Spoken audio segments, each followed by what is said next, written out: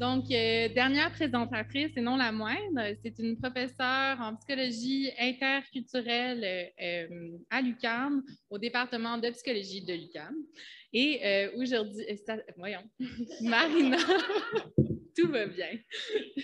C'est une professeure que j'aime beaucoup de mon département. C'est professeure Marina Doucerin qui va nous présenter aujourd'hui Quand la diversité s'en mêle, les cultures tierces comme levier d'intégration des personnes immigrantes.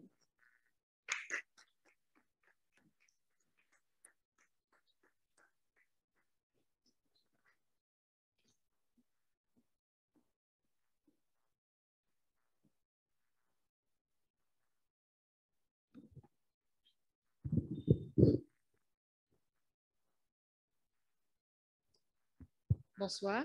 Merci beaucoup d'être encore ici à cette heure tardive pour m'entendre parler d'immigration, d'intégration, des sujets qui me fascinent et qui, j'espère, vont vous intéresser aussi. Donc, sans plus tarder, OK. Je vais vous parler de Liron. Imaginez une immigrante qui vient d'Israël pour s'établir au Québec. Et pour résumer un paquet de recherches depuis des années, on sait que si Liron va adopter la culture dominante du Québec, la culture québécoise, ça va avoir toutes sortes de conséquences positives. C'est quand même très vague ce que je viens de dire, donc je vais clarifier un petit peu. Quand on parle d'adopter la culture québécoise, de quoi on parle? Ça a plusieurs facettes. Ça peut être de s'identifier avec cette culture-là. Ça peut être de développer un sentiment d'appartenance ou même d'adopter les traditions et les valeurs locales. Globalement, je vais appeler ça l'adoption pour résumer en fait tous ces aspects qui sont vraiment importants. Où on prend une culture puis on la met dans notre cœur, comme mon petit icône l'indique. En termes de conséquences positives, là aussi, c'est varié. C'est autant la maîtrise de la langue que le bien-être psychologique, la santé physique et mentale, ou de manière plus large, la cohésion sociale. Donc, c'est merveilleux. La question qu'on peut se poser, c'est si c'est si fantastique et important d'adopter la culture dominante pour une personne immigrante, ben, qu'est-ce que c'est qui fait qu'une personne va plus ou moins l'adopter? Un des plus gros leviers qui a été identifié dans la littérature, c'est d'avoir des liens sociaux dans la culture dominante. Donc, on peut imaginer, pour Liron, ça va être d'avoir des amis, des connaissances avec des Québécois qui sont établis ici depuis toujours, etc. Quand je parle de culture dominante, juste pour clarifier un petit peu, dans le cas présent, par exemple, ça pourrait être la culture québécoise, francophone et généralement blanche. Je ne veux pas rentrer dans les détails ici, mais ça me fera plaisir d'en parler plus tard s'il y a des questions. Cette culture dominante, on la met tout le temps en contraste avec la culture d'origine d'une personne immigrante. Donc, c'est la culture du pays d'où elle vient. Si je prends le cas de Liron, ça serait la culture israélienne. Et ça, c'est le gros duo classique qu'on retrouve aussi bien dans les recherches en psychologie interculturelle que dans le débat public, avec en général la conclusion que se faire des amis, avoir des liens sociaux dans la culture dominante, c'est très positif pour adopter la culture québécoise par exemple. Et par contre, ben, avoir beaucoup de liens sociaux dans sa culture d'origine, si à un moment donné, il y a un trop-plein, c'est plus mitigé comme résultat où on peut avoir des cas de ghettoisation. Voilà, affaire réglée. J'ai fait ça en 3 minutes. Non. Il y a 2 problèmes avec ces constats ici. Premièrement, les liens dans la culture dominante sont très rares. C'est quelque chose qu'on retrouve parmi tous les échantillons de population immigrantes. C'est difficile d'avoir des liens avec des personnes québécoises. Ils en ont très peu. Les gens essayent pendant des années, mais c'est rare que ça aboutisse. Le deuxième problème, c'est que si on regarde Montréal, Toronto, d'autres cités super diverses, cette espèce de duo classique, c'est vraiment pas très réaliste. Si je regarde Liron et je regarde son monde social, son réseau social, oui, il y a des liens avec des personnes de sa culture d'origine. Ça pourrait être d'autres immigrants israéliens. Oui, il y a des liens, peu, dans la culture dominante, mais il y en a plein d'autres. Il y a par exemple sa voisine russe, qui est devenue son amie. Il y a son dentiste vietnamien. Il y a des parents chinois qu'elle a rencontrés à l'école de ses enfants et qui sont devenus ses amis. Donc, ces liens ici, j'appelle ça les gens des cultures tierces. De quoi on parle? On parle ici de personnes qui vont être immigrantes, mais de d'autres contextes, pas de leur culture d'origine ou d'autres cultures minoritaires. Généralement, ça va souvent être des allophones, Par exemple, un exemple pour Liron d'une immigrante vietnamienne qui serait devenue son amie. Et ce que je veux vous convaincre aujourd'hui ici, c'est que des liens sociaux dans ces cultures tierces ont un rôle essentiel à jouer pour l'adoption de la culture dominante québécoise. Pourquoi? Comment on peut expliquer ça? Premièrement, c'est une forme de pont psychologique. C'est-à-dire que c'est difficile de se rendre, d'intégrer cette nouvelle culture qui nous est étrangère. Et tout d'un coup, on a des gens qui ont un parcours quand même similaire au nôtre, qui partagent une expérience d'immigration, qui partagent une expérience de culture minoritaire, qui peuvent avoir une forme de solidarité, qui peuvent nous aider à mieux connaître cet objet étrange qui est le Québec. Deuxièmement, ça peut aussi jouer un rôle de compensation. C'est-à-dire que dans les cas de figure où on a de la difficulté à avoir accès à ces liens sociaux dans la culture dominante, bien, finalement, ces cultures tierces peuvent remplir un besoin social, un besoin d'affiliation, et petit à petit nous donner une porte d'entrée ainsi dans la culture dominante. Donc, l'hypothèse, si je résume, c'est vraiment qu'avoir davantage de contact social dans les cultures tierces, ça nous amènerait à adopter davantage la culture dominante pour les personnes immigrantes. Surtout, et c'est important, si le contact dans la culture dominante est rare, donc ce rôle compensatoire. Et ce que je vais faire pour le reste du temps ici, c'est avec 2 études, essayer de vous convaincre que cette idée est une bonne idée. Et flûte, j'ai oublié de démarrer mon timer. OK, super. Donc, la première étude, ça a été réalisé avec 2 de mes étudiantes, Léa et Sarah, et on s'est penché sur des immigrants qui venaient du Maghreb, donc environ 111 participants, où on leur a demandé dans quelle mesure est-ce qu'ils s'identifient au Québec. Donc, ils nous ont indiqué avec une échelle dans quelle mesure leur soi, leur personne chevauche fortement avec l'identité québécoise. On leur a aussi demandé, au cours des 6 derniers mois, à quelle fréquence est-ce que vous avez interagi avec des personnes de la culture dominante, donc des Québécois blancs francophones, des gens de leur culture d'origine, donc si je reprends le cas de Liron, ce serait avec d'autres immigrants israéliens, et des gens de culture tierce, donc d'autres immigrants, d'autres origines, etc. Et on a trouvé exactement ce à quoi on s'attendait, c'est-à-dire que les participants qui nous indiquaient avoir interagi plus souvent avec des personnes dans les cultures tierces s'identifiaient plus fortement au Québec. Ce qui était vraiment intéressant, c'est qu'on a retrouvé ce rôle compensatoire. Donc, je vais vous expliquer un petit peu ici ce graphique. Plus on va vers la droite, plus on parle à des gens fréquemment de cultures tierces. Plus on va vers le haut, plus on s'identifie au Québec. Ce qui est intéressant, c'est que la ligne jaune en haut, c'est pour les personnes qui avaient la chance de parler souvent avec des Québécois. Pour ces gens-là, qu'ils interagissent plus ou moins avec des gens de culture tierce, ça ne fait pas un gros effet.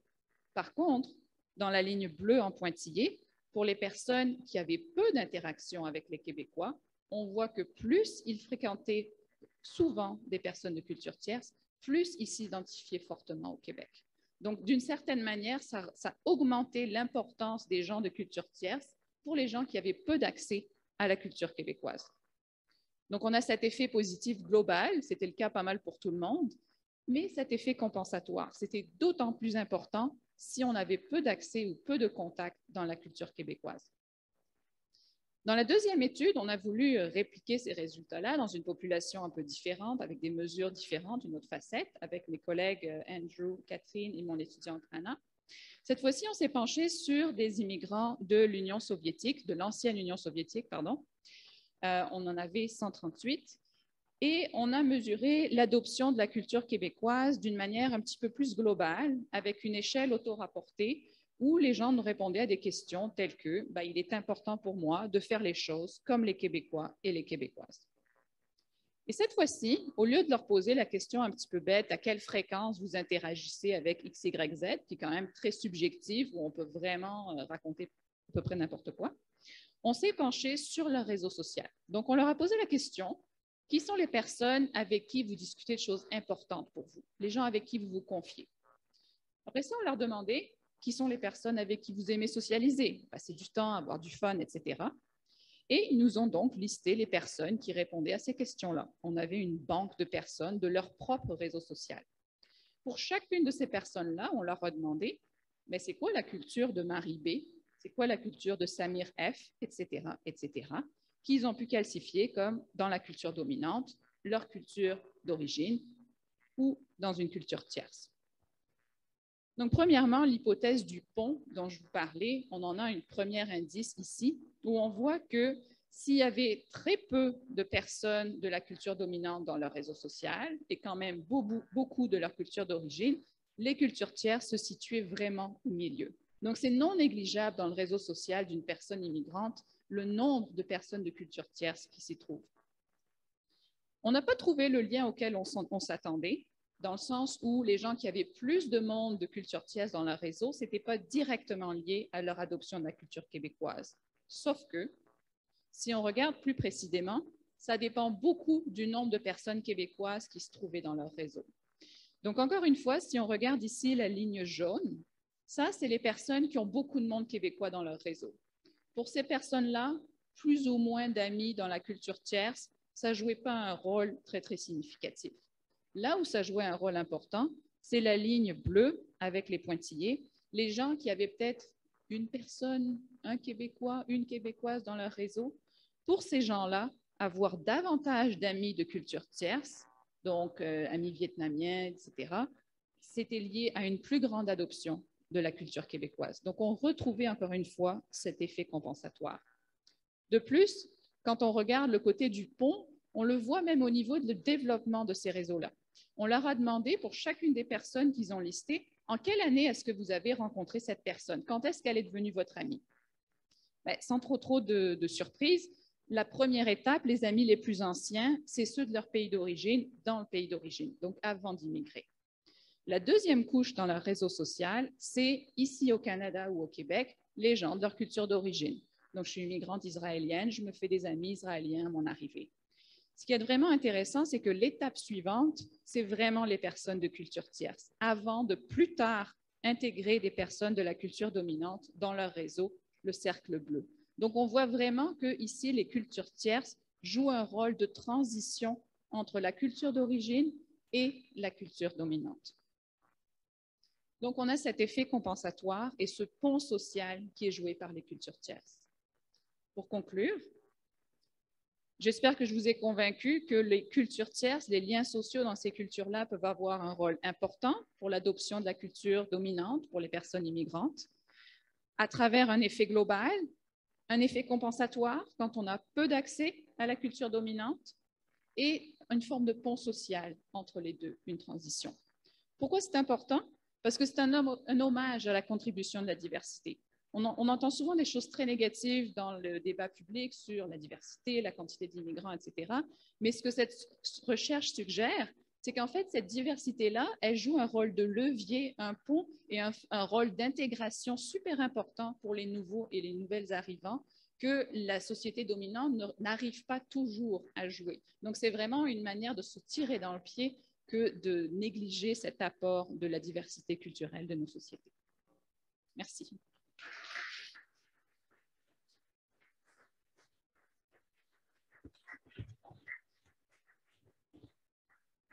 Merci beaucoup. Période de questions. Il y a déjà une question, deux mains levées. Ben, je vais y aller avec la personne en avant.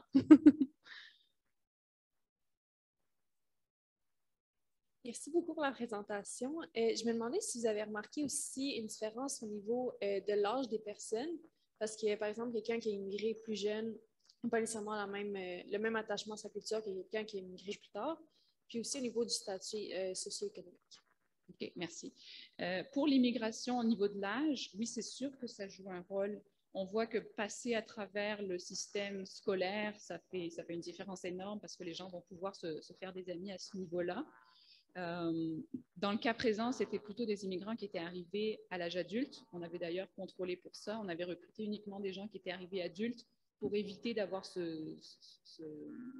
cette variable confondante. Et l'autre question, c'était le statut socio-économique. Oui, c'est sûr que ça joue un rôle aussi dans le sens où quelqu'un qui doit gérer 3 jobs en même temps, ben là, la possibilité d'avoir du temps, ce luxe pour se faire des relations sociales, ça va être beaucoup diminué.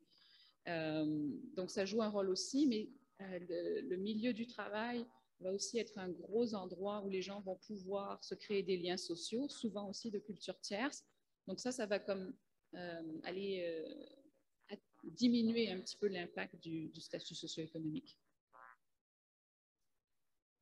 Merci beaucoup pour la question. Est-ce qu'on m'entend? Oui. Oui, OK, parfait. On a une question à l'arrière. Merci beaucoup pour la présentation. Je me demandais, les immigrants de deuxième, troisième génération, vous les situez où là-dedans? Puis particulièrement, en fait, même les immigrants de la culture d'origine, mais de deuxième, troisième génération, ils se retrouvent où dans ce beau schéma-là? Oui, c'est une super bonne question. J'espère que vous avez beaucoup de temps parce que c'est une grosse réponse aussi. Les deuxième, troisième générations, ils font face à d'autres enjeux dans le sens où ils vont souvent avoir du déni identitaire. Ça va être la question d'une personne qui, par exemple, n'est pas blanche, mais qui est née ici, peut-être ses parents sont nés ici, et on va continuer à lui dire « Waouh, tu as un super bon accent quand tu parles français ». Donc, ce genre de choses qui font en sorte qu'il va y avoir un patron d'identification qui va toujours être ambivalent entre les deux, une forme de revendication identitaire versus non. Et donc, j'ai moins de données à ce niveau-là, mais les cultures tierces, elles jouent aussi un rôle dans ce sens-là, parce que ça devient une autre manière d'être québécois ou québécoise, ou ça devient comme une reformulation un petit peu de qu'est-ce que c'est une personne québécoise, qui c'est qui est inclus dans ce groupe ici. Donc, le rôle est un petit peu différent. C'est moins ce pont ou cette période de transition, mais plus de changer le prototype de qu'est-ce que c'est, qu'est-ce qui compte et qu'est-ce qui est acceptable d'avoir l'air d'être pour être québécois ou québécoise. Merci beaucoup pour la réponse. On a une autre question à l'arrière. Bonsoir. Merci beaucoup pour la présentation. C'était vraiment intéressant de voir le rôle, effectivement, de pont que peut jouer les personnes qui sont installées au Québec depuis un certain nombre d'années. J'aimerais savoir si dans votre notion de culture tierce, quand vous avez questionné des personnes immigrantes pour lesquelles vous aviez contrôlé les variables, c'est-à-dire que depuis combien de temps ils sont là, d'où ils viennent, etc., les personnes avec qui ils étaient en contact, quand on dit une personne vietnamienne, une personne XYZ, peu importe l'origine, est-ce que vous avez obtenu des informations sur depuis combien de temps ces gens-là étaient là? C'est sûr de rencontrer une personne qui est arrivée depuis moins longtemps que toi. Elle ne jouera peut-être pas le même rôle que quelqu'un qui est au Québec depuis 25 ans, qui a élevé ses enfants ici, dont les enfants ont fréquenté l'école québécoise. Est-ce que ça, c'est quelque chose que vous avez mesuré à l'intérieur de cette notion-là de culture tierce? Oui, merci pour la question. On ne l'a pas mesuré directement parce que il y a des enjeux le temps que ça prend que les gens répondent à toutes ces questions-là.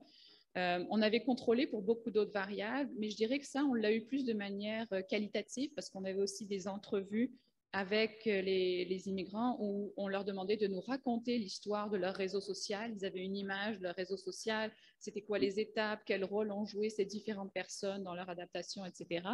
Et à ce niveau-là, oui, souvent, c'est des gens de culture tierce qui sont établis depuis plus longtemps, qui vont jouer un rôle très positif pour leur intégration parce qu'ils sont passés par là, parce qu'ils savent les difficultés que ça représente et parce qu'ils peuvent les guider un petit peu ou parfois ça va juste être de dire « Ouais, je sais, c'est dur, mais t'inquiète pas, ça va arriver, ça va se passer puis ça va bien aller. » Donc, oui, de manière plus qualitative, vous avez tout à fait raison que ça joue un rôle.